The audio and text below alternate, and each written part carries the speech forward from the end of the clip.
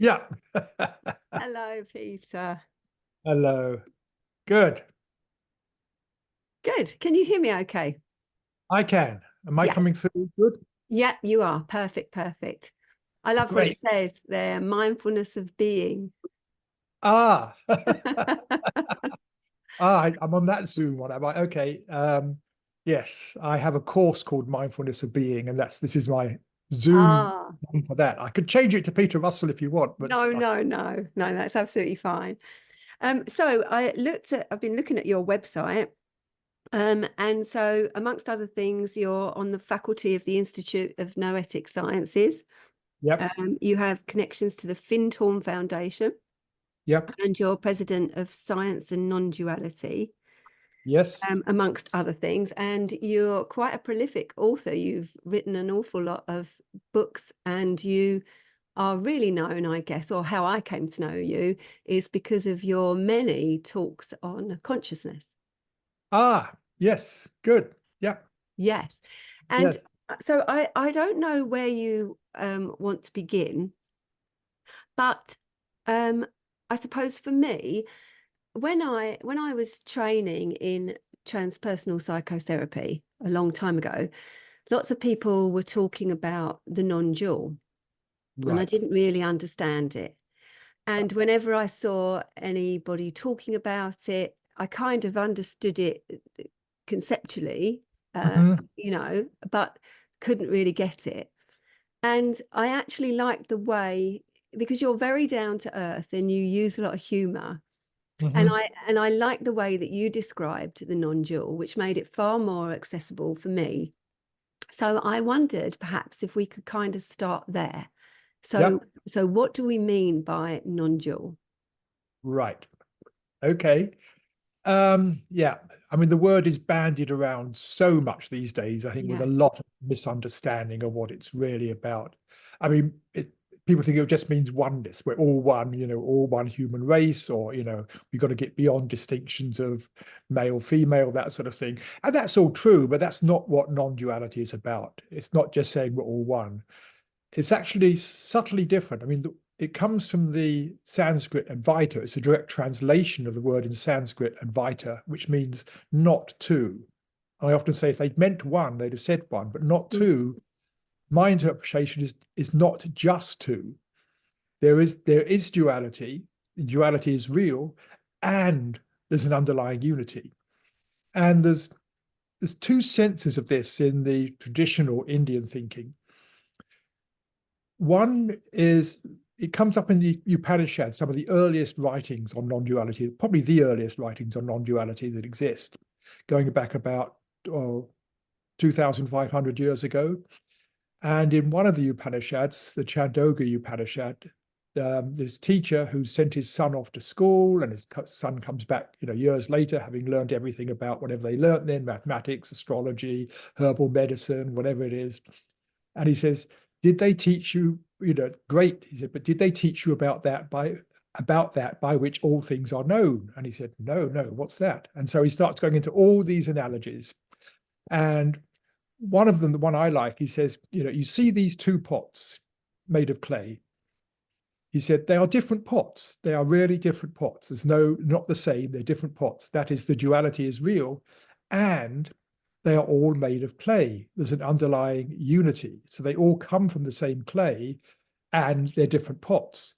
And the point he makes out is, but the clay itself is not changed by becoming a pot. The clay mm, itself is not affected by becoming a pot. And then he goes on the famous line at the end of each of these examples. He says, in Sanskrit, tat tvam asi, which means you are that or that art thou. And he says, that essence, which is the essence of everything, you are that essence, which is the essence of everything. And so translating that into terms of consciousness, the way it's usually interpreted, the way I interpret it, is saying we all live in totally different worlds of experience. I mean, how I experience the world, my background and everything is totally different from yours, or almost totally different.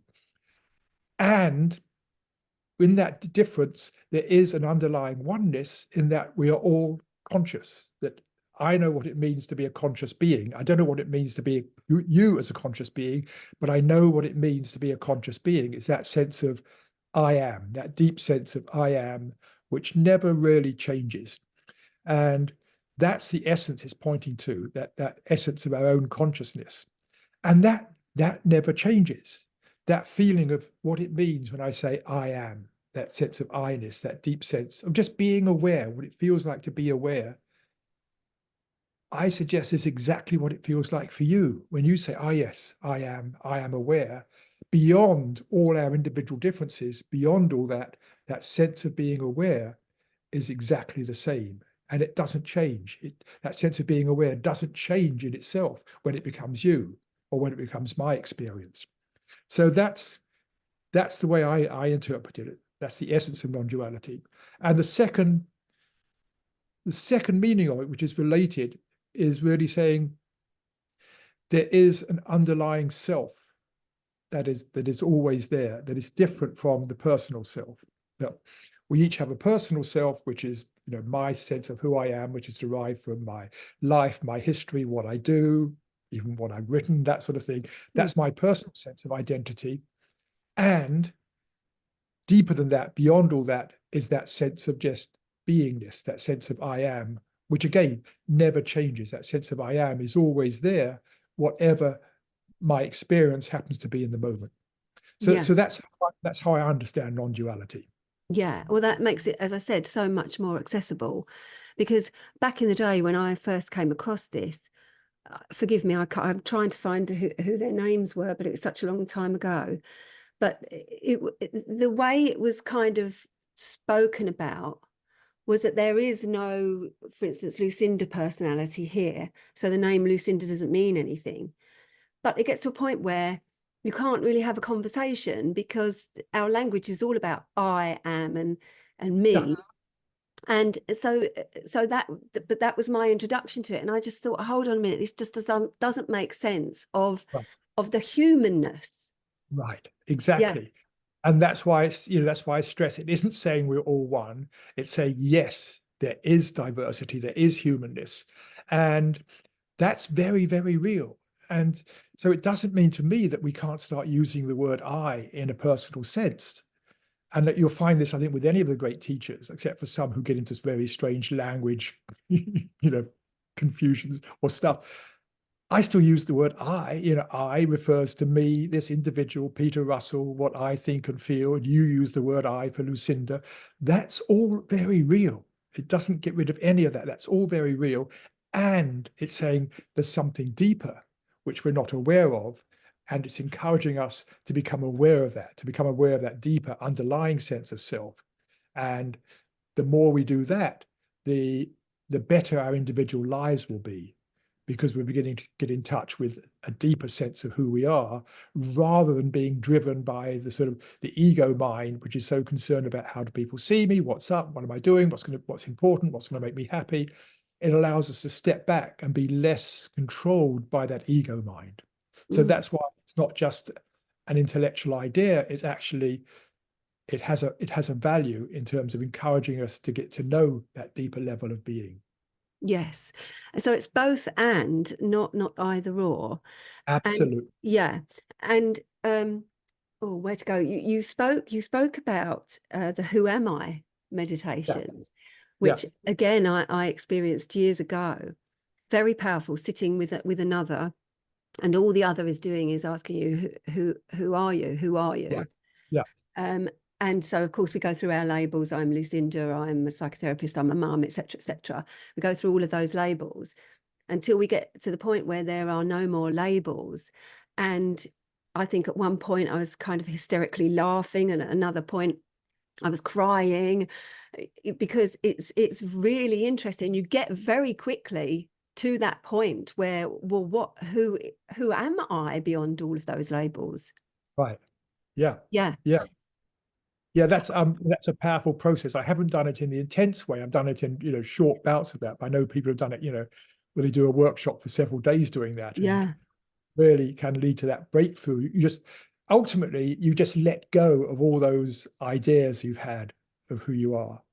But my feeling is it's, you know, that's almost like I see as the brute force attack on it, Yeah. Yeah, as opposed to, definitely. what I encourage people to do these days is a different approach, but it's really saying, when we use the word I, what am I referring to? Like, it's an inner exploration. It's saying, what does the word I actually refer to? And, to start off, it's referring to, who I think I am and all this stuff. But what is the I here? What does it really refer to as an inner exploration? You go within and say, okay, whatever it is, you can see what does it actually refer to behind this? My sense of I may be, like, I may feel, oh, it's this sense of like a feeling in my chest, a sense of identity in my chest. Okay, well, who's having that experience of feeling that sense of being in your chest? Who's having that? What is the I? What does it refer to?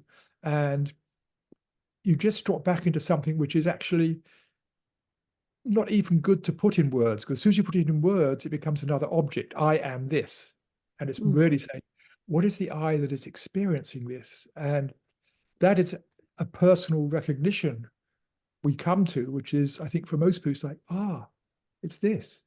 mm, Here I am. It was something I was missing all along. It's just, yes. I call it coming home. We just come home. Oh, yes, here I am. It's that sense of me beingness that has always been there. And the things I identify with, they can all change. I can change my profession. I might have to change my nationality. You can do all things like that. You can change mm, your name. All that can change, but there's still this underlying sense of, yes, here I am. This is the underlying sense of me beyond all that. mm. And the human physical form, you can't live in that space all the time. You can experience that when you're in deep meditation or in other ways perhaps, but you can't, this human self can't, the way the world is structured at the moment, can't live in that space. And I think that's what gets lost in Yeah, translation. yeah, absolutely. And we shouldn't even be trying to. Mm, As soon as you try to, you're making a mood of something. You're like and it's not real. That's why, it's about living our lives as we are, as individual people. And I think through practice, through inner inquiry, through whatever process, gradually becoming more acquainted with that other sense, that inner sense of being, and allowing that to gradually infiltrate our lives and affect how we live and how we respond to the world, so that we're still living as individuals, but maybe in a more loving, compassionate way, not coming so much from fear or judgment, so that the way we live as individuals begins to change. so uh, we've maybe started right in the middle rather than starting at the beginning. I guess we kind of That's okay. jumped straight in, but I suppose I also want to know about you personally and what led you to where you are. So Mhm. when you were a young person, what inspired you? How did you get on this path of seeking that you have? Right. It was always there in a way. I was, as a kid, I was sort of always interested in the mind. As a teenager, I was doing things that teenagers do, like spinning around in circles and watching flashing lights and doing self-hypnosis and all these things. Like, I was interested in the mind and other states of consciousness. But underneath that, I was a scientist. I was a mathematician, and I went to university, went to Cambridge in England, studied mathematics, and was doing very well there. And it moved into theoretical physics. And yet, there I was studying theoretical physics, and in some sense, theoretical physics is mathematics. And ultimately, you can probably explain the whole physical universe through mathematics. I mean, that's something Yeah. I believe ultimately the fundamental level. And none of that was saying anything about consciousness. And yet, the paradox is, the one thing I cannot deny or could not deny is that here I am, an experiencing being. And if science and mathematics is so powerful, it should be able to explain that. And yet, it wasn't even considered. And ironically, all of science, or most of science, apart from the experience, all the thinking of science and mathematics, all takes place in the mind. Mm, Most of science occurs in consciousness. The mathematics occurs in consciousness, and yet nothing in it predicts we should have consciousness. And that is a real anomaly. And so that led me off into more serious exploration. That's when I started looking at meditation, um, and got involved with TM, transcendental meditation. At this stage, I wasn't interested in anything spiritual. As a kid, I'd rejected religion, just a load of like out of date, weird mythological mumbo jumbo that had no relevance to the world today. But then I began to see, as I got more into meditation, that there was something to spirituality. Maybe I saw there was an underlying spiritual essence of all the great religions. Mm. And the religions, can be very different in how they appear on the surface and may often be, fighting each other for which one is the true truth. And yet I was interested in what is it underneath that sort of gives life to all the different religions.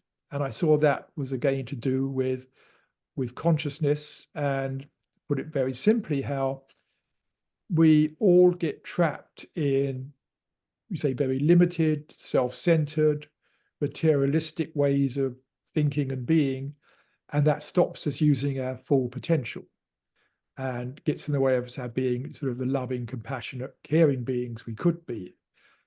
And so I started exploring that what is that essence they're talking about, and what are they saying in terms of how can we allow ourselves to become more in touch with that. And so that became the fascination for me, really seeing, trying to distill the essence of all the various spiritual teachings. So that's what sort of led me into it, and really I left behind my investigation of science on an academic level. I still, maintained an active interest and read scientific papers and all that stuff because I'm fascinated by it. But my main motivation in life became this exploration of, what is that distilled essence and how to share that with people. Because I Mm. feel this is probably the most important thing we lack today, is our own inner knowing. We know so much about the world out there. We know so little about ourselves. And so my motivation became through, the books I've written, the videos, the talks I've given. They're all in one way or another pointing to coming back to the value of knowing ourselves and how do we do that in a more spiritual sense. Yeah, definitely. And of course, that's the business I'm in, knowing yourself, coming to therapy and knowing yourself. And I very much blend that with spirituality. I don't think anybody that goes on a journey to explore consciousness, I don't think anybody you can't avoid the spiritual when you go on those journeys. I don't think. Yeah, however you define spiritual. I mean, my loose definition of spiritual is really the exploration of our inner world. I mean, again, I like to go back to the root meaning. I mean, spiritual comes from the Latin spiritus, which means vapor. And that's why, the spirits we drink are condensed vapors, but it means vapor, it means the air, the vapor, which means that which is untouchable, which is not material. Mm. So in that sense, the vapor is our mind. That is the bit we cannot touch. The material world isn't vapor, that's real solid stuff.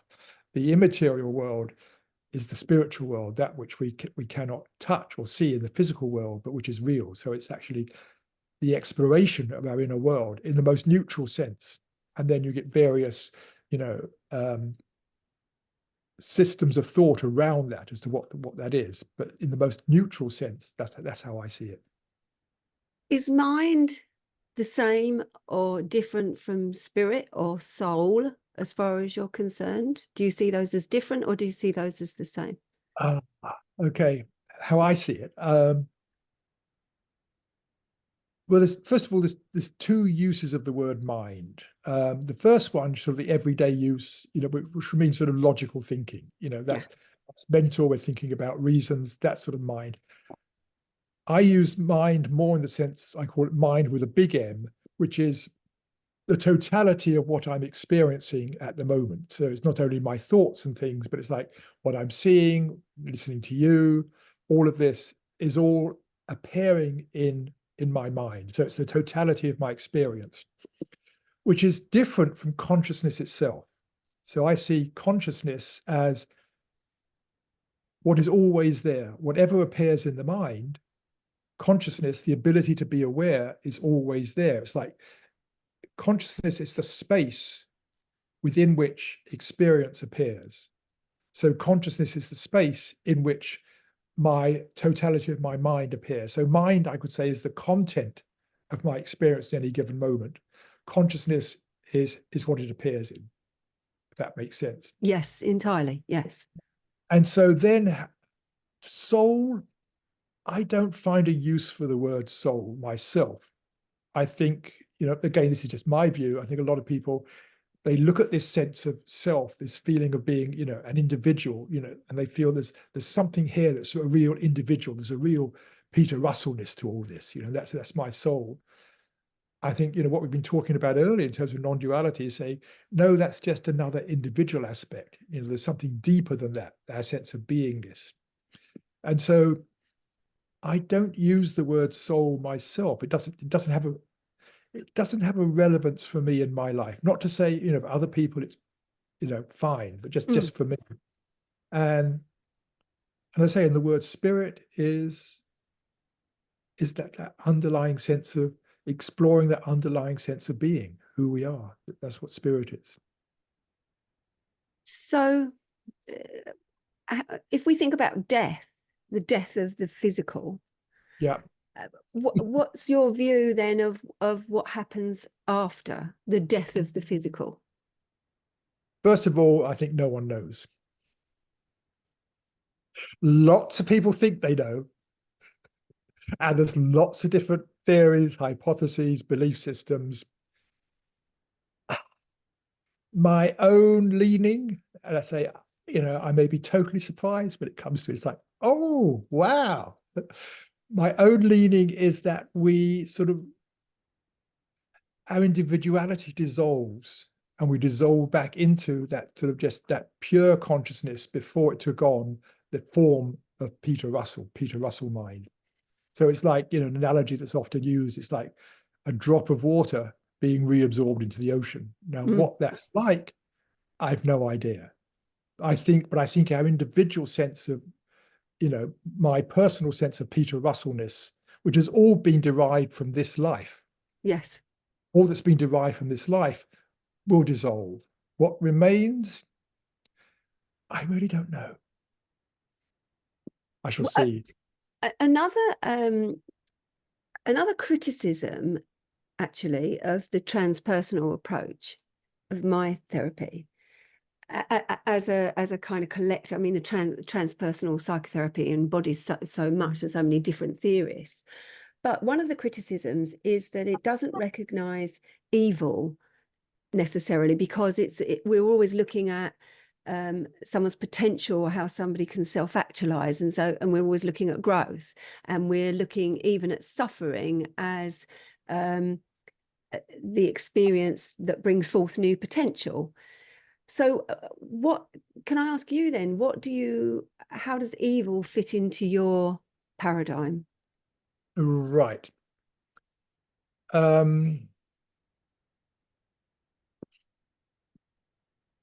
I don't like to think there are evil people. That is a judgment against people. I see there are evil actions, evil behaviors, and the way I would loosely define that is their behavior which knowingly causes harm to another person for the self-centered reasons of the person causing the harm. So it's like it's causing harm knowingly. That is it. We may cause harm unknowingly. Yeah. I may say a very simple thing. I may say something to you which is hurtful, which I didn't mean to say, or I didn't realize that was going to be hurtful. That's okay. But if I say something to you that's deliberately hurtful because I want to hurt you, then that is a tiny bit of evil. That's where evil starts creeping in. So that's how I define it. It's like causing suffering consciously and unnecessarily. That's how I would define it. So you don't have a view that there is a force of evil that is beyond the human? I don't know. No. I think there is widespread ignorance, widespread self-centeredness, probably controls us all a lot in one way or another. That's widespread, but I don't think it's a force. I don't think so. That, that's a one way people see the world, but it's not how I see the world. Mm. I think, ultimately, and this is often misunderstood, I think we're all ultimately trying to do the best we can within very limited perceptions, with the conditioning, the trauma we've had early on in our life, and various other factors. Nevertheless, we are striving to do the best we can within very limited framework, circumstances, perception. That's the view I take. And so how do we remove the um, the blocks to our becoming more compassionate, loving, less evil acting people? Mm. So I think we all have that potential. So if there's any force underneath things, it's actually a force for the good, if there is a force. I wonder if that's rather romantic, that view. Yes, it is. That's why I said it was some caution. Yeah. Yeah. And Well, I mean that's your nature. I mean, just a quick glance around your website, for example, you clearly shows how generous of heart you are, and how much information you just give freely. And even your courses, I think I saw something where it said pay what you want to, or something like that. You're very, very open-hearted and generous. And so perhaps your view likewise is very generous, because you've kind of led us into, if I've understood anything about you correctly, it seems that you're very motivated for awakening, for people to awaken. Indeed, that's maybe what all your talks are about. And the hope is that if we all awaken, then, as you said, we can all be a lot more compassionate to each other. But maybe my view is a bit jaded, but I don't necessarily think those two things go hand in hand, i.e. awakening and having more compassion and not being so prone to human frailty or human evil. Because even some of the well-known gurus have been found lacking, haven't they? They've terrible sexual abuse and abuse in other ways, and controlling. So what would be your comments on that? yeah. First of all, I think we have to sort of let go of the idea that awakening means we all become perfect. Yeah, What I think is, clearly we don't. yeah, And yes, I think nearly, not all, but so many of the contemporary spiritual teachers, they have fallen foul to, whether it's their social conditioning or whatever, in one way or another. A few exceptions. I would like to think someone like the Dalai Lama doesn't appear to have done that, and a few other people. But yes, it's like we still carry around a lot of that deep conditioning, trauma, social conditioning, and that can grab us at times. And so the awakening, I would say, allows us to be, hopefully, a lot more compassionate, wiser. And I think most of these teachers, even the ones that have fallen badly, I would say they still have there's still a lot of wisdom in their teachings. And I would say, hopefully, that most of them are still have been much more compassionate in general. So I don't think the fact they've fallen really says that awakening doesn't actually help us improve as people. It just means it doesn't actually fully overcome those deep patterns which grab us at times.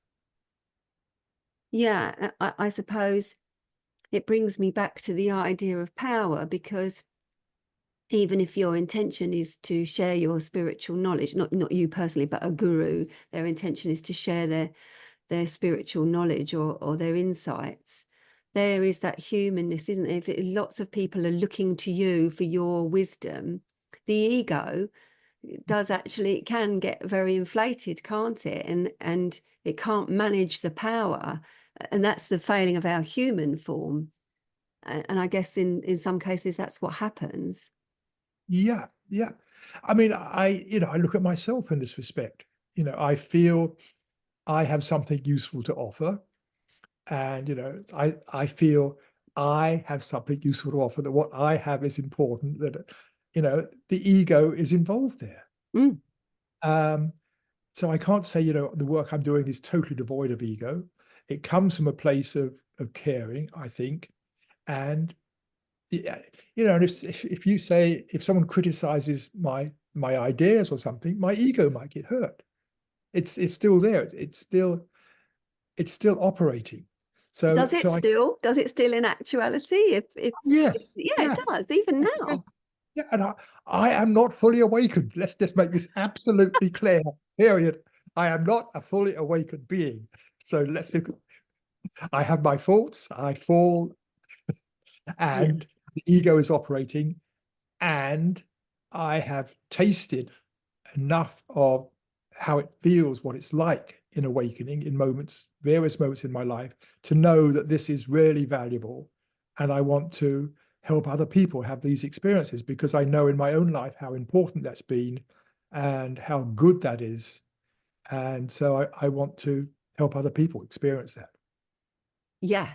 So, which leads me, I guess, to a kind of cone, in the sense of, if we talk about consciousness, everything, how did you put it? I'm not going to find it now.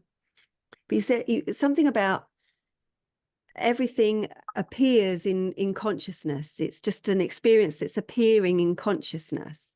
And so we cannot know, this idea of objective reality is nonsense, because of course everything is within your consciousness. It can't be otherwise.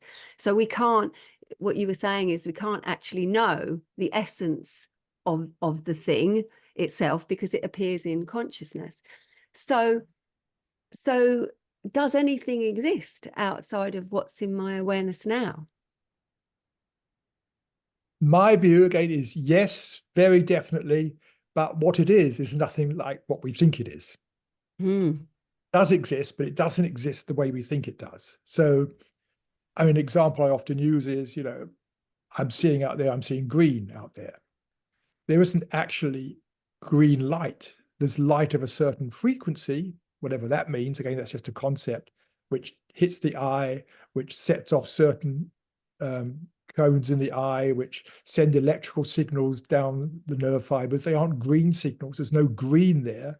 And the brain puts it all together. And miraculously, I have this experience of seeing green. But the experience of seeing green is purely in my mind. There is no green out there, but there is a world out there. There is something out there which is emitting light of this frequency, which gives me the experience of seeing something green out there. So I fully believe the external world is real, absolutely real. And what we see is partly our own interpretation of it, given the brain and how we interpret those signals. And also, there's so much we miss about it. I'm just, again, in terms of vision, I'm seeing this tiny, tiny bit of the spectrum. I'm missing, the ultraviolet bit, which a bee sees, or I'm Mhm. missing the infrared bit, which, a snake sees. I'm missing parts of the spectrum. So I'm just seeing a tiny bit of the spectrum. And even that tiny bit, I am then coloring it, literally coloring it, but making it appear as this. So everything I experience, not just what I see, what I smell, all of this is appearing in consciousness, and it only appears in consciousness. The smell, there are just molecules out there. I smell a flower. There are just certain molecules which stimulate the nose, and the brain creates this a wonderful aroma in my experience. So that's what I mean by it is all something appearing in the mind. And this doesn't mean the world is not real, really real. What it's like, we don't know. I think where I lean with that is where science is going more and more, saying what is out there, even our idea of matter is, it's just a concept. The more we look at it, an atom, what is an atom? It's mostly empty space. Yeah. But there's information there.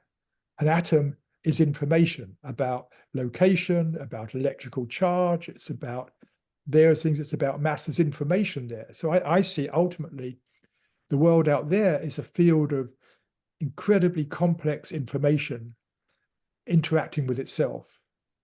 And Mm. that's about all we can say. And then we experience that field of information as this. And like, that to me is the magic and the miracle and like the most far out thing there is.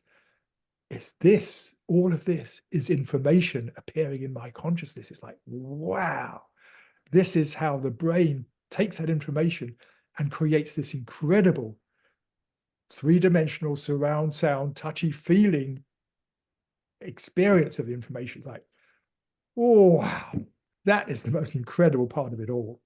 Yes, because I think something also that gets misunderstood when people are challenging these ideas is when we talk about we all create our own reality.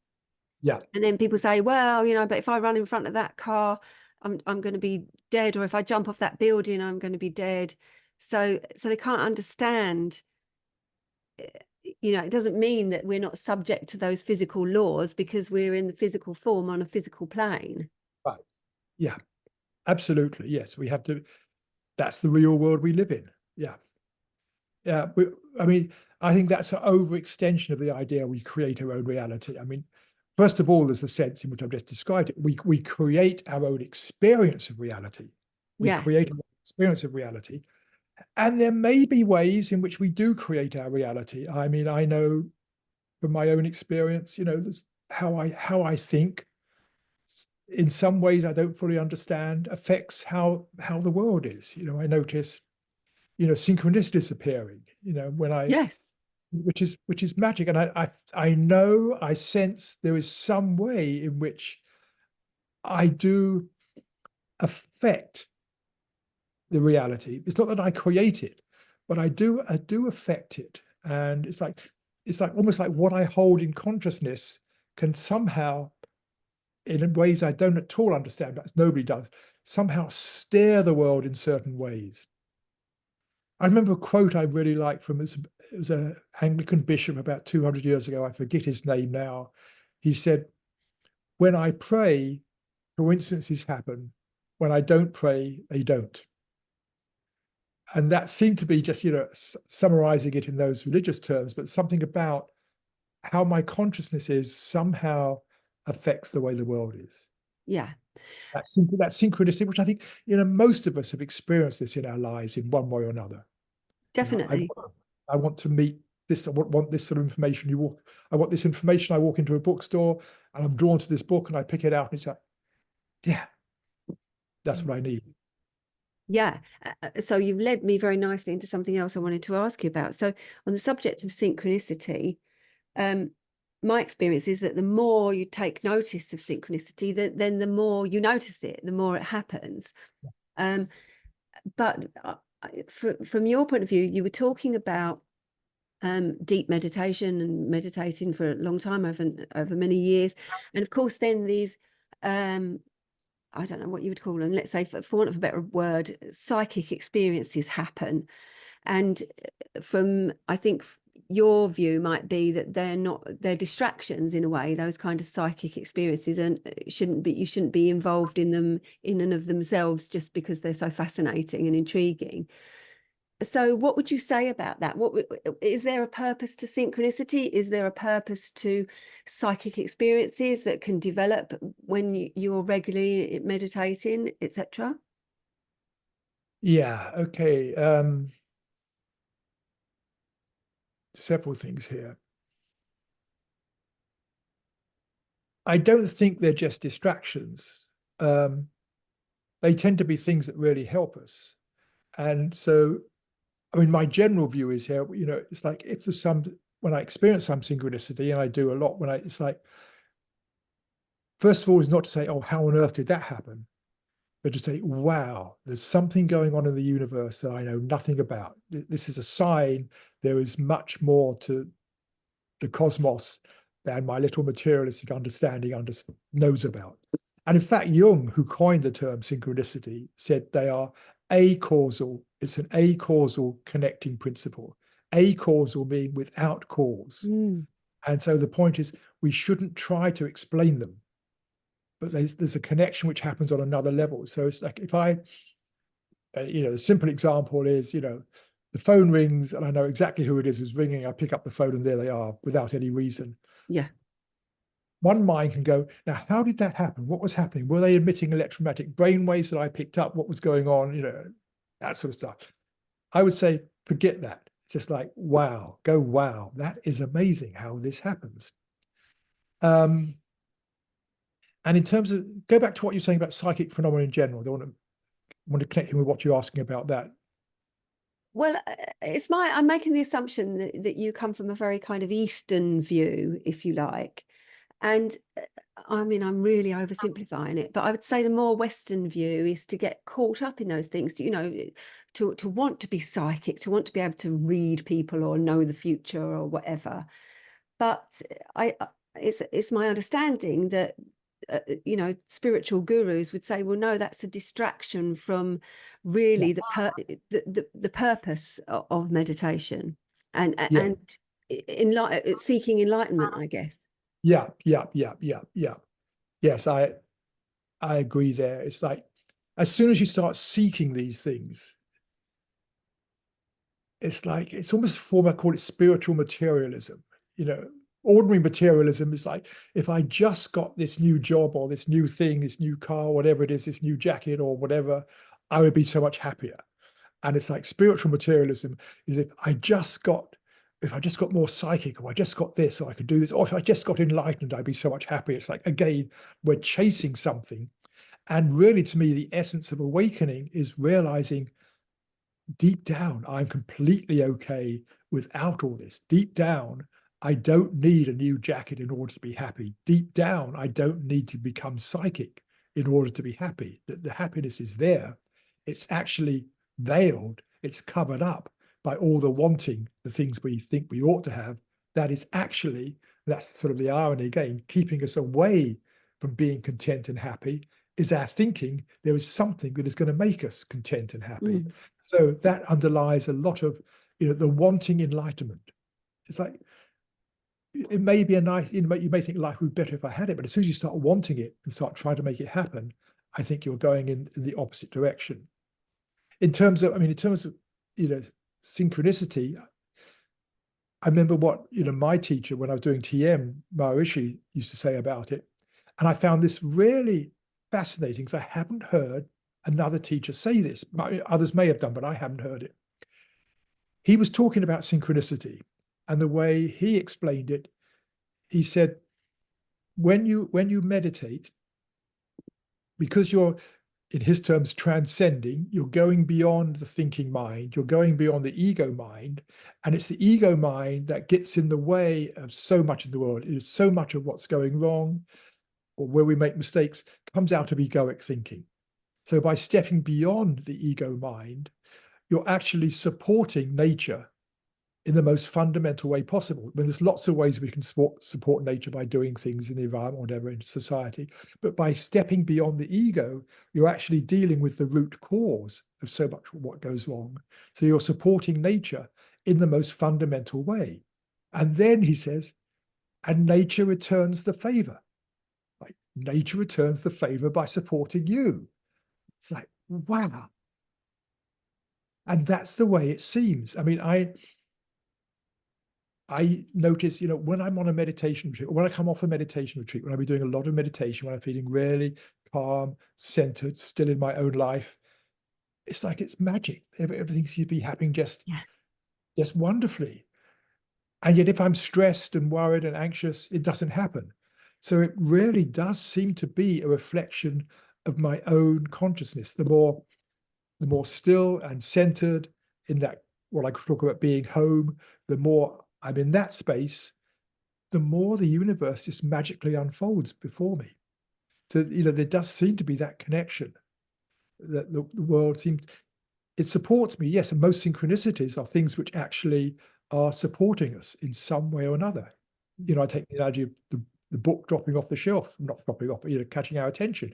It's something that actually helps us. It's like, now I have this bit of information or this wisdom. It's actually helping us in our life. What about the idea of manifesting, which is really popular? Yeah. Again, you should know me by now. It's like I'm gonna That's what I'm I'm gonna asking I'm you. gonna diss a lot of that, but not all of it. Not all of it. again, it's that thing of creating your own reality. It's that same sort of line of thinking.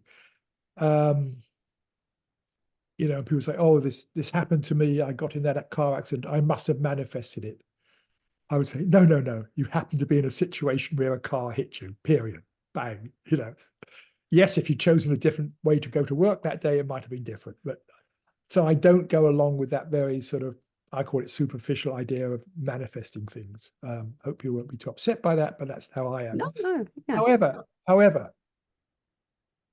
I do experience in my own life that one actually can, again, more consciously improve. We're talking about synchronicity is more of an unconscious thing. Yes. But, you know, what I've noticed in my own life is there's things where I really would like something to have more in my life. Just I want more, whatever it is, in a general sense, uh, compassion or something. And if what I will do is I will, in my meditation, or well, not so much in meditation, but after meditation, my mind is quiet. I will imagine how my life would be if I had more of this quality, but not just imagining it visually. A lot of what people do is visualization. They imagine Yeah. seeing it.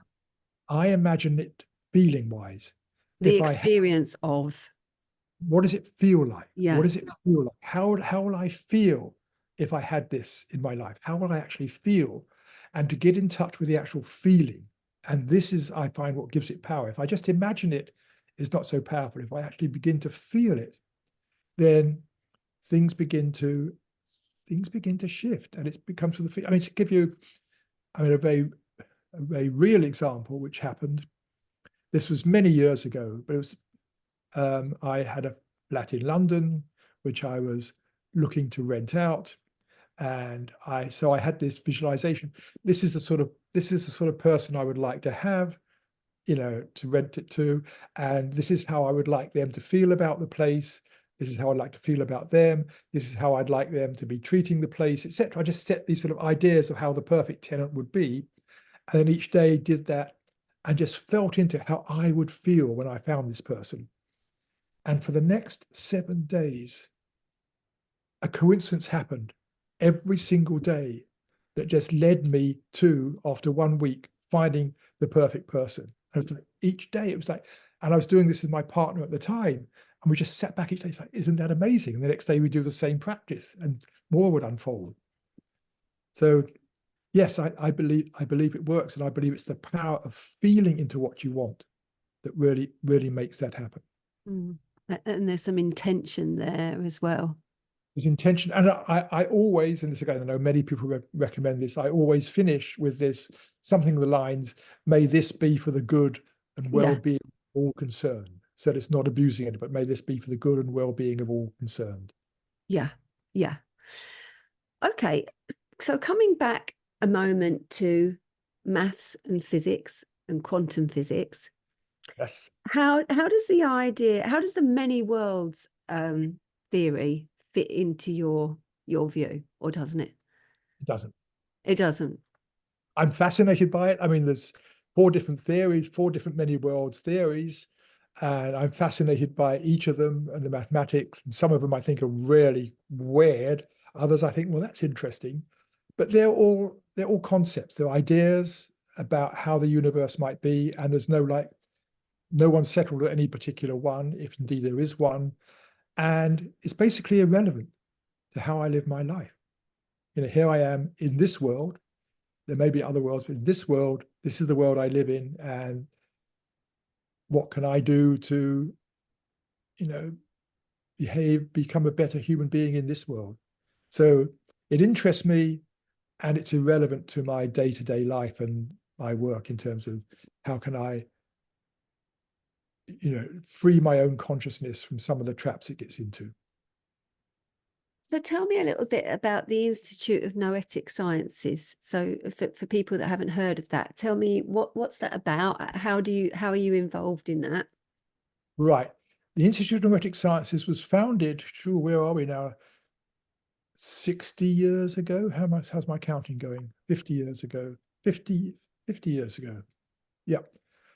Early 1970s, the astronaut Edgar Mitchell, who was on the second trip to the moon, he was on his way back from the moon, and for about a week, you've got nothing to do but look out the window as you come floating back towards Earth. And each day he saw the Earth getting larger and larger and larger as they got closer. And he just had this sort of epiphany that here was Earth, one planet, one humanity. There were no boundaries, there were no maps, there were no lines. They were all one species, and we were making a mess of it. And the reason we were making a mess of it, because what we've been talking about here, we've got into a very limited way of consciousness. And so he came back, deciding what he wanted his life to be about was finding ways to loosely awaken human consciousness. And the word noetic comes from the Greek word nous, which is one of the meanings of mind. It's mind in that more open, collective sense, nous, as opposed to the thinking mind, the way it would be talking about mind here. And so the Institute of Noetic Sciences he set up was an institute really to explore ways of awakening human consciousness, what awakening was about. And in this, it got into looking a lot at healing. How did healing occur? It did look at psychic experiences. It did a lot of work on what is the essence of spirituality. So that's how it got founded. And he died about 10 years ago, but he was figurehead in that for many, many years. I got involved right at the beginning, about a year after it was founded. I happened to come across it. Synchronicity again, it was a very strange synchronicity. I came across it and I went and met the people and really became, I would say, I was a friend. I became a close friend of the Institute. I didn't work there officially, but I spoke a lot and had many meetings with them. And they elected me as a fellow, which is sort of an honorary position, just an honorary position. It doesn't mean I do anything there. It's just an honorary position. I call it like good friend. I'm a good friend of the Institute. That's how I see it. Is Dean Radin part of that? Yes, he is. Yes. Dean is a scientist who's been, I think he's been their chief scientist for like 10, 15 years now. And his particular interest is on teasing out subtle psychic phenomena, that sort of thing. He did a lot of work on whether people can be aware of the future a fraction of a second ahead. Yeah. Experiment, those sorts of things. So he's presentience, presentience. Presentient, yes, Yeah. presentient.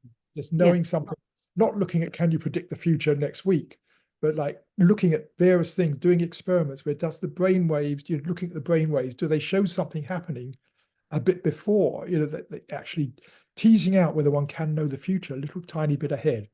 That's one of his interests. And he's also done some work on healing and things. So yeah, but he's a good scientist there. Yeah. I think if I recall, he strangely he started to look at magic, people that practice magic and prayer maybe, but May well be. To be honest, I haven't really got together in one-on-one for a number of years, so that may well be true. And I would say that falls within the bounds. I mean, certainly prayer, as we've just been saying, seems to be effective. So that would be something to explore. Magic, we're talking about. I see there is magic in the world beyond, conjuring magicians. There's something that's happening. I think as I haven't spoken about it, but I'd imagine what he's exploring there is some of the things we've been talking about. And that was magic how that happened. What's going on here? Yeah. Okay. Yes. So talk to me a bit about, coming back to consciousness, talk to me a bit about the global brain. Aha. That takes me back many years, 40 years. Yeah. That was a book I sort of became most well known for a while back. That came out of a number of threads in my life at that time. I wrote that late 70s, early 80s. I'd come back from India and I'd had this realization, as I said, that, what was really important was the awakening of consciousness. As important as everything we were doing in the world, the actual individual awakening was equally, if not more important. I just completed a master's degree in computer science. My interest in mathematics, etc., had led me to work on computers, and I was working on some of the very, very first networking of computers, where we had one huge computer upstairs with a cable this thick coming through the ceiling to this other computer, and we were working on getting the computer to talk to each other. And I saw then that the future computing was not just getting larger and larger and faster, more powerful computers, but it also lay in computers connecting together. And so I had this idea of we could all begin to start linking together through computers and be linking our minds together. And so I saw the parallel with the way the brain develops in the embryo is it starts off with a lot of nerve cells, and then they start linking together. It's about 3 months in, they start linking together and seeing now we have all these people on the planet, and now what computers are doing with the networking is beginning to link us together. So I saw that as sort of the beginning of the global brain happening.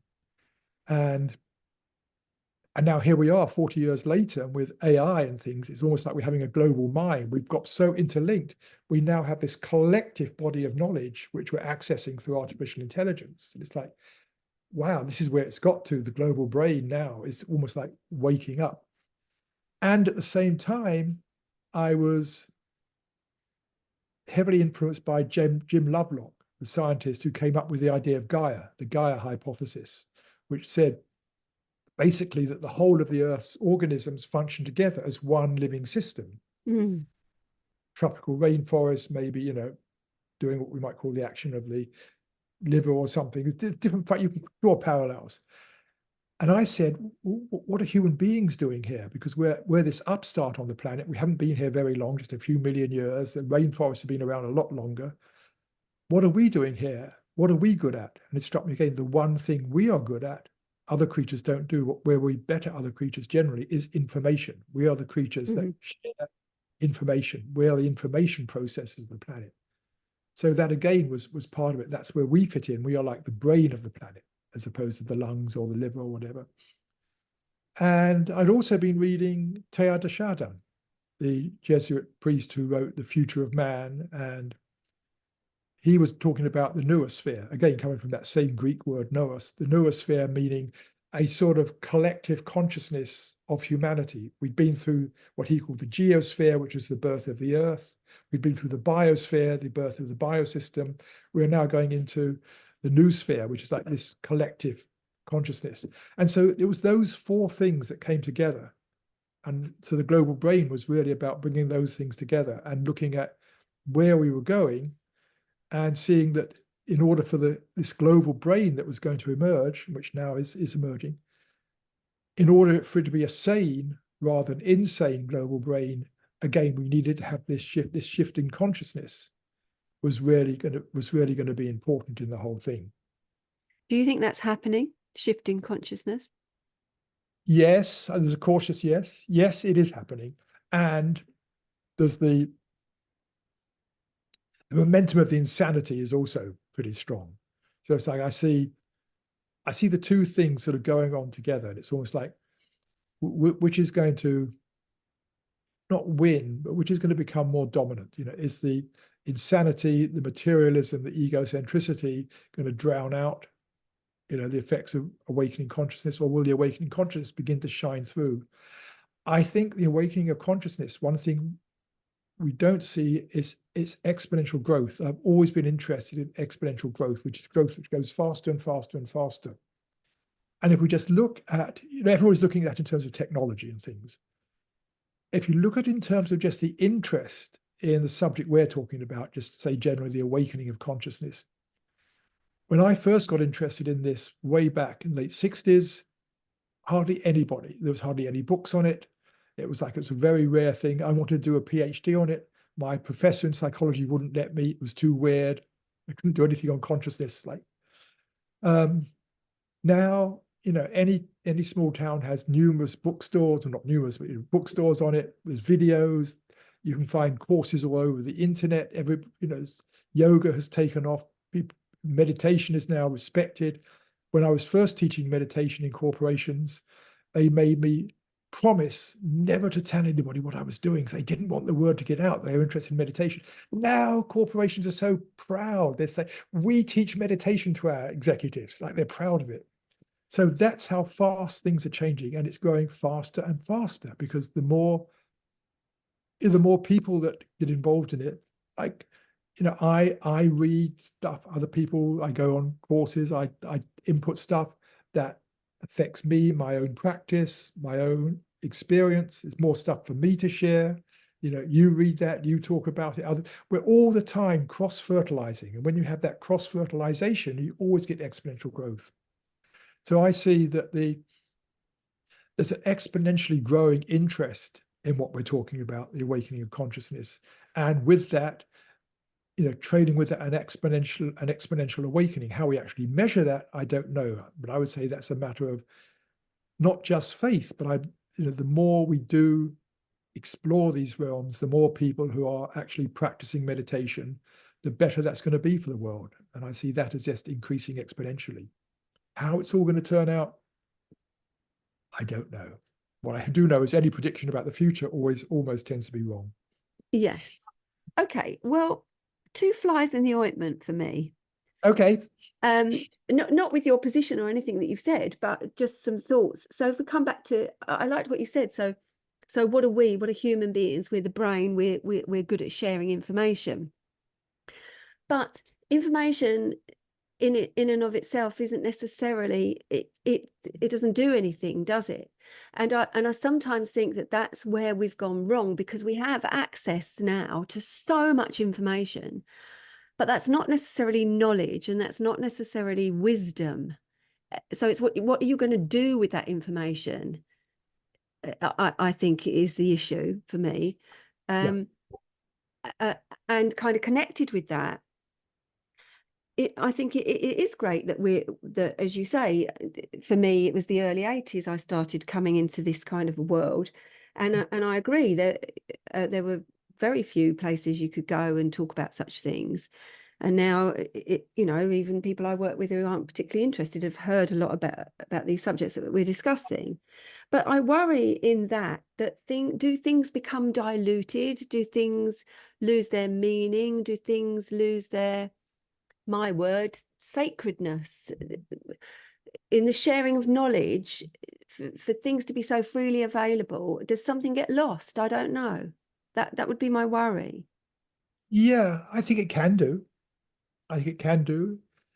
I think it actually often does. It starts becoming very superficial. And I think these are some of the things we've touched on, like the whole idea of, we create our reality. Yeah. What we've been saying here is, yes, there is probably, a deeper truth here. There's an essence of truth here, which is, I find fascinating. And it becomes very superficial without deep thinking about what is going on. People just start banding the phrase around. So I feel that's one example of things losing their sacredness. It does happen because we live in a world which isn't sacred. Yes. So any sacred idea that comes into the world that isn't sacred is going to lose some of its special sacredness. That's almost inevitable. And I think the challenge is, our challenge is how do we preserve that? How do we, keep that deep sacredness alive? That's what's really important. Knowing that this will happen. It's inevitable, because it's being seeded into a world which doesn't get it. But bit by bit things stick, and things. So I think I like to think there's a greater respect for the sacred in today's world, even with all the information and materialism and everything else along with this. I think there's a greater respect for the sacred in this world. Do you? Yeah, yeah, Yeah, just because yeah. it makes me feel really Along sad. with all the other, And what you're saying about, knowledge and wisdom. Yes, there is more. I mean, there's more information. I would say there's more knowledge on the internet. There's a lot of knowledge there, and people go there for the knowledge. The distinction for me between wisdom and knowledge is, how do we use the knowledge? Yes. Do we use the knowledge for our own individual, self-centered, purposes of getting what we want in the world, whatever it is, or ego, individual ego purposes? Or do we use the knowledge coming from a deeper place within ourselves? Coming, we take the knowledge we have, and does that come from how we use that? Does that come from a deeper place of our own being that is free from the machinations of the ego mind? That to me is wisdom, is like applying the knowledge for the good of all beings.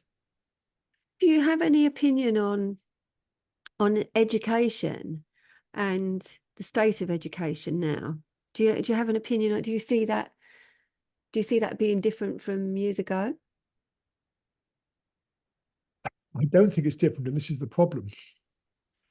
I'm not a very general, and again, I'm not an educator, so I see education needs to change dramatically.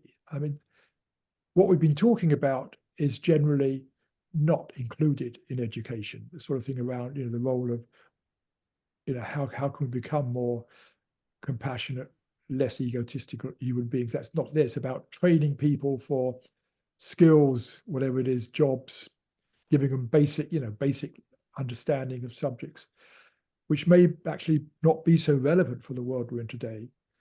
Another aspect doesn't really teach us much about relationships, how to relate, yet that is one of the most fundamental things we do, whether it's in our intimate relationships, family, relationships at work. We're told virtually nothing about relationships, where so much has become known just through, your field and things over the last, 30, 40 years more, going back to the 30s. People really started looking at human relationships. So much it is known there about how to relate, how to better relate. That stuff isn't taught. So I think these areas, the softer areas, are as important for the world today as, basic maths and English and that sort of stuff were. They're still important, but these areas are equally important. So AI, sorry, were you going to say AI, no, go on, AI. Yeah, so AI, because you have the Peter chatbot or the Peter bot or something, which Yes, I I didn't do. explore. Yeah. I am blown away by it. Are you? This has been my fascination in recent months. So Peterbot it's like ChatGPT. I'm assuming most people listening to this know Yeah. ChatGPT. They probably tried it. Yeah. It's like ChatGPT. It's the same, actually, it's the same fundamental artificial intelligence behind it. But this time, instead of it going out and getting information from the internet, I've uploaded 170 files, all my writings, all my books, all my essays I've written in the last 40 years, anything that's been digitized, transcripts of talks I've given, transcripts of my videos are all uploaded there. So you ask it a question, how does Peter define consciousness? And it will trawl through my work and come up with an answer. So that's what you'd expect. That's what it's there for, in a sense that people can ask questions without asking me personally, and it will give answers based on my work.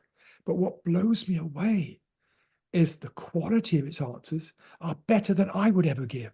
That's scary. This has astounded me. Because I mean, I look at some of the, occasionally I see answers. Most people I don't see the answers they get, but occasionally for some reason I'll see something that's come up. And so, I'm trying to give an example of what happened. But anyway, you ask a question, and if you ask that question of me, I would probably have thought of something and answer to what is consciousness probably isn't the best. What does Peter think about? God, I don't think of obvious examples. Peter think whatever it is, the future or something. It will. What it does, it comes up with. I would have come up with an answer. Like you asked me a question here, and I've come up with an answer. It's like whatever your question triggered my mind, and I thought, well, let's go here, and I would answer your question in this way. Yeah. The Peter bot does that, but it has its hands in all my work. And it also says, and another way of considering this is this. And also, we can look at it from this point of view. And it's like, it's giving a much more holistic, more rounded answer, more complete answer than I would ever give, because my thinking in answering you gets down a certain track. Yeah. After this interview, I can step back and say, oh, I could have answered this question that way. I could have done it that way. The Peter bot does this. And so it comes up with answers, and it's like it comes up with stuff that I would never have thought of saying. And I go, yes, God, I could have said that. I would never have thought of saying that, but it said something that I agree with. And like, this is what is so amazing about it. And yet all that information comes from you initially, because Yeah, as you said, it's your talks, your written pieces, etc., that it's referring to. but it isn't totally that. It's like Peterbot has one hand in all that I've written, and Right. being an artificial intelligence, it has another hand in the internet. All Oh, okay. that's out there. So it answers the questions based upon all my information. You, yes. Draw in. So if you ask, what does Peter think of astrology? Astrology isn't mentioned much in my writings, a little bit, but it will start off by saying, astrology is this and that, and it will define what astrology is and say a bit about astrology, which is drawn from the internet, which isn't in my writings, and then we'll say, and if you look in Peter's work on this, on Peter's book and this, he says this and this and this, but it's answering for me. It says, but I'm not an expert in astrology. If you want to know more about it, then I suggest you go to these things. So Yeah. it's both, it's drawing on the internet, it's based on my work, but brings in the internet to fill it out, which Does it makes, ever say anything you don't agree with? um, not really. No, things I thought were a bit sort of, that's a bit off, but nothing really I don't agree with, a bit off. But generally, it's like, wow, I am just, I did it because I thought this would be a nice way of getting information out there, save me answering emails, people can ask me questions directly. And then as it started working and it's learning, it's like, wow, it's just, yeah, I am blown away. And also, I mean, it's like a strange thing to say, but that's my legacy. You Yes. know, it's going to be weird. I mean, when I eventually depart this world, whenever that is, people will still be able to ask me questions. Yeah. Because there's a video, I didn't actually watch it, but there's a video of two AI generated Peters having a conversation or something, isn't there? Oh yes, Yeah. that also blew me away. I asked an artificial intelligence, I gave it my book and asked it to write a conversation between a reader and the author. 30 seconds later, I'm reading this conversation between a reader and the author. I gave it no direction, but I just said that, write a conversation. I read it and I thought, this is so good. It came up with stuff I would never have thought of asking, answers I wouldn't have thought of phrasing that way. I thought, again, blew me away. So the artificial intelligence created the script. I then used another artificial intelligence. I gave it two versions of my voice. It synthesized two voices of me, one for the reader, one for the author. I then got another artificial intelligence, well, two, to actually create visual clones of me, two different people. One, the sort of author, more serious one, and the other, the writer, or sorry, the reader, sort of more casual one. And then the artificial intelligence with the voices read the scripts in two different voices. And then I gave that to another artificial intelligence, which animated the faces to speak the voices. And so you have two clones of me speaking these two voices, all of it generated by artificial intelligence. And yeah, Well, I that's mean, again, though, you're a good soul, and this is a very positive way, maybe, of using AI. Do you yeah. not have any concerns, though, about, because we're coming back to that idea of what is real, I know, but in terms of our human existence, does it not concern you that certainly in years to come, we won't be able to tell whether I'm talking to Peter or AI Peter? It's not in years to come. It's so good Wow. now. Yeah. It's so good now, and people are doing this. I mean, this is a real concern. Yes, it will become that. It is that good if you really put the energy into it. I could have made it much more like me. Yeah. People are doing this. I've seen examples where it's really, really difficult, unless you're a technical expert, to know this is already happening. Yes, there are huge dangers with AI, huge problems, numerous ones. This is, the whole question of what is real, what is fake is just Yeah. one of many issues. And in no way do I want to say AI is wonderful, it's going to save us. It's not. It's got I do a lot of reading on it every day where AI is going. I'm fascinated by it, and it's really, really concerning. And if in the meantime I can just in my own little way use it in a way that's fun, but also helping people in terms of, spreading what I believe is the word we need to get out there. If I can use it for that end, then I will do. Say, whereas with the internet, there's a lot that's wrong with the internet, but if I could use the internet to share my ideas, I will do. Yeah. And so I'm excited by how I can use it, how it can be used positively. Yeah. But Will yes, AI become conscious? Does AI have consciousness? I don't think so. I don't think so. And that's a whole other discussion. But the short answer is no. There's a lot more. There's a lot more subtlety to that. I mean, what is consciousness, et cetera, et cetera. But not the AI that we have. The AI that we have is purely information processing. I mean, when AI starts having senses and interacts with the world like we do, like any organism does, then that question, you can begin to ask that question, but I still think the answer will be no. But in its current form, no, not at all. It may imitate consciousness, may emulate it, and may say I have feelings even. We know it doesn't have feelings. It's just emulating human intelligence. That's all it is at the moment. My own feeling is consciousness is an intimate part of organic systems, organic life. And AI is basically it's a very material thing. It's not organic. And so I don't think it has the potential for consciousness as we know it. Who knows? Who knows? That's just my view. So if we come back to the here and now, what's motivating you now? What's captivating your interest now?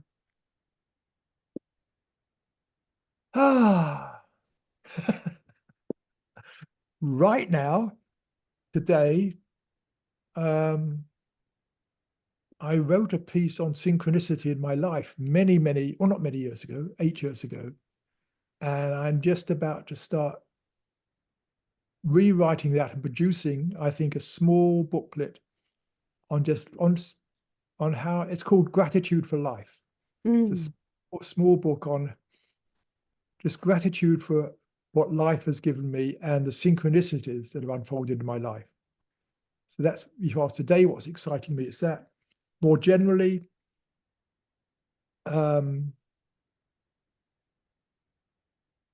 just what I've been doing is the sharing of the stuff I'm finding with consciousness. I have a whole, coming back to where we began, what's exciting me in my own practice, and this may be a difficult thing to explain. We were talking about the nature, what is I? What am I? Who am I? And, seeing, this is where we started, seeing the nature of I is, people say it's an illusion. And I'm saying, no, it's not an illusion. The I experience is actually real. It may not be the fundamental reality. In the same way, the green I experience is real. But I know deep down, it is just information coming into my eyes. In the same way, I know deep down that the self I experience is called an illusion, whatever, that deep down, it is just a creation in my mind, that deep down, there's just a sense of being. And then I create this sense of individuality through what I do, etc., etc. But what is this one that gets created? It's like, what is green really like? It's like, what is this self that gets created? What is that really like? And so, although it's an illusion, exploring what the illusion is like. It's like, okay, so here's Peter Russell, and I really am passionate about something or other. I get caught up in thinking about something or other. So I'll pause and say, okay, what is this sense of individual self that is so excited about this? It's like, who am I on an individual level? Because I think in spiritual circles, that's often ignored. We go straight to what we talk about. We go straight to, basically, it's all this universal being. I am the same cosmic self as you, as every other creature in the universe, and all that, which is true. And we miss the fact that, yes, and I live as an individual being. And so what is that experience the nature of that individual being that appears in my mind. It's subtle. I mean, I hope I got that. I know when I try to explain this to people, they don't quite get it. So I haven't really found the best way to explain it yet. But since you ask, that's what's exciting me in my own practice these days. No, that seems very clear to me. I'm very with you. Do you have, if you don't mind me asking, do you have children? Do you have grandchildren?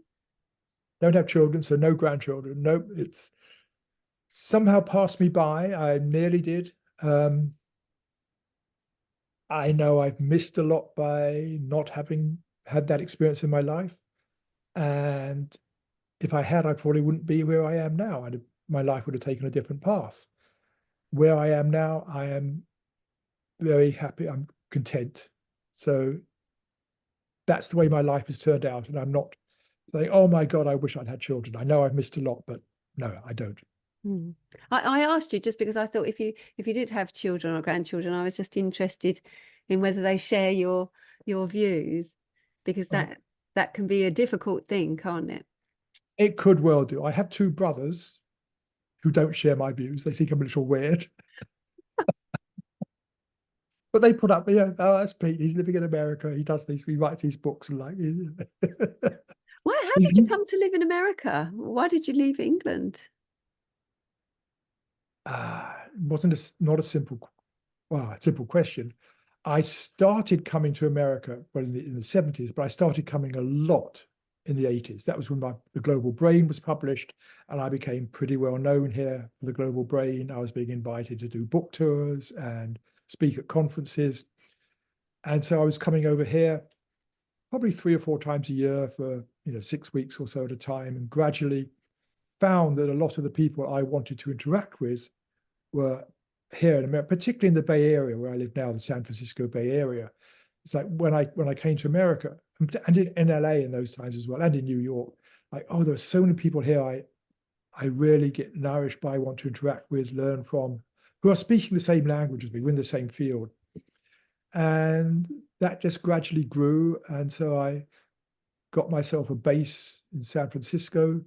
But then I got to the stage I was coming 3 months, going back to England for 3 months. And then I got my green card and then allowed me to be here permanently. So it was a gradual thing. I didn't decide. I gradually stayed here more and more. I still have a property back in England. It's rented out now, but I still have a root in England. I have less and less stuff in England, more and more stuff here.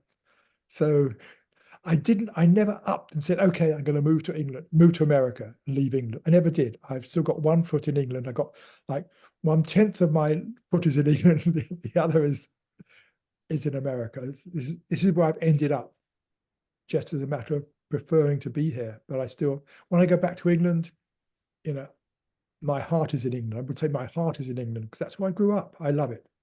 Yeah. But your life led you where it led you, I guess. It led me to be here. And again, I'm content with where I am now. Whether I might eventually end up back in England, I don't know. So, is there anything else that you'd like to leave us with before we finish for today? One thing that came up, when we're talking about all being the same underneath, deep down, and something that leads to, for me, is kindness, is the principle of kindness. That deep down, you and I, we both want the same thing fundamentally. We don't want to suffer, we don't want to be judged, we want to be honored, we want to be cared for. And what can so easily happen is, well, I mentioned it, I say something which you perceive as an attack in some way. Well, I didn't mean it, but you did, and if we're not careful, you might respond in a way that's slightly dismissive of me because that's the way our little mind works. And we can easily get into a sort of vicious circle of attacking each other, often very, very subtle ways, but, we're just slightly mean things, digging the knife in, particularly if you're in, close, intimate relationships where you're getting a bit, there's lots of history going on. We dig the knife in a bit. And for me, the principle of kindness is really, in practice, how can I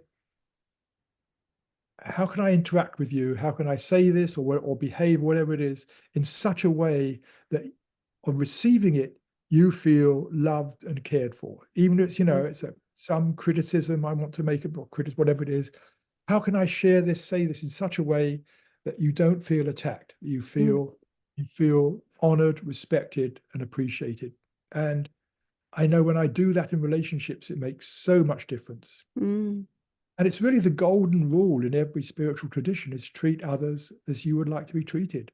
Mm. We'd like to be treated with respect. We don't want to be attacked or judged. So let us do that with other people.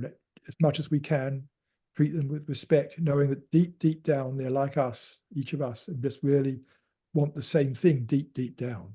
Mm. Very important point. I think that we struggle with difference, don't we? We struggle with difference of opinion. We struggle with difference of perspective and perception. Yeah. And we can still, you and I might disagree on a lot of things, but we can still disagree with kindness to each other. It doesn't have to become spiteful and hurtful. Right. Yeah, absolutely. Yeah, beautiful. Thank you so much for your time. I've really enjoyed talking to you. Thank you.